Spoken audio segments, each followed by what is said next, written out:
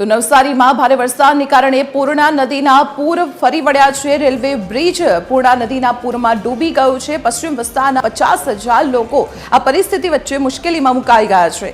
કરોડોના બ્રિજ પર પાણી ભરી વળતા તંત્ર સામે સ્થાનિકોમાં રોષ જોવા મળી રહ્યો છે। જલાલપુર એપ્રોચ પાસે પાણી ભરાઈ ગયું છે।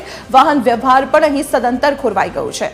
નવસારીમાં કરોડોના ખર્ચે આ બ્રિજ બનાવવામાં આવ્યો હતો, પરંતુ આ બ્રિજની કામગીરી આ પરિસ્થિતિ વચ્ચે સદંતર નિષ્ફળ થતી જોવા મળી રહી છે।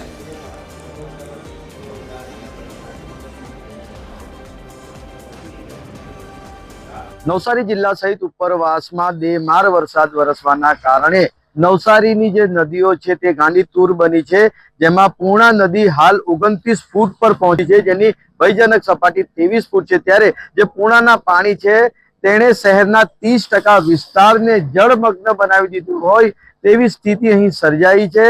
હજારો લોકો અહીં પ્રભાવિત થયા છે।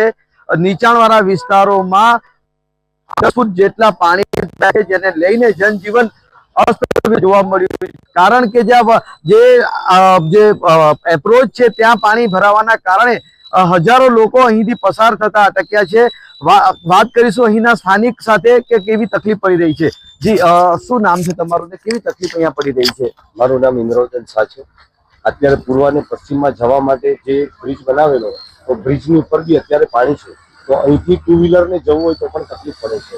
થોડું આનું હજી પણ લેવલ ઊંચું લીધું હતું તો તકલીફ ઓછી પડતી, તો અવર જવરની સમસ્યાનું જેના કારણે બ્રિજ બનાવેલો છે તો એનું સોલ્યુશન થઈ જશે, પણ અત્યારે ઓવરબ્રિજનું જે ઉંચાણ નથી ને એના કારણે અહીંથી જવા માટે ખૂબ તકલીફ પડે છે।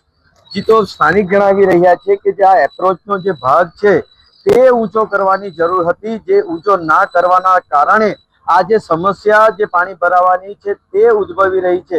હાલ તો સ્થાનિકો દ્વારા આ જે મહાનગરપાલિકાના કરોડો રૂપિયાના બનેલા બ્રિજમાં બુદ્ધિ વગરનું પ્રદર્શન કરવામાં આવ્યું હોય તેવું સ્થાનિકો આક્ષેપ કરી રહ્યા છે, અને મહાનગરપાલિકાના કરોડો રૂપિયા પાણીમાં ગયા હોય તેવી સ્થિતિનું નિર્માણ અહીં થયું છે। પરિમલ મકવાણા, ટીવી 13 ગુજરાતી, નવસારી।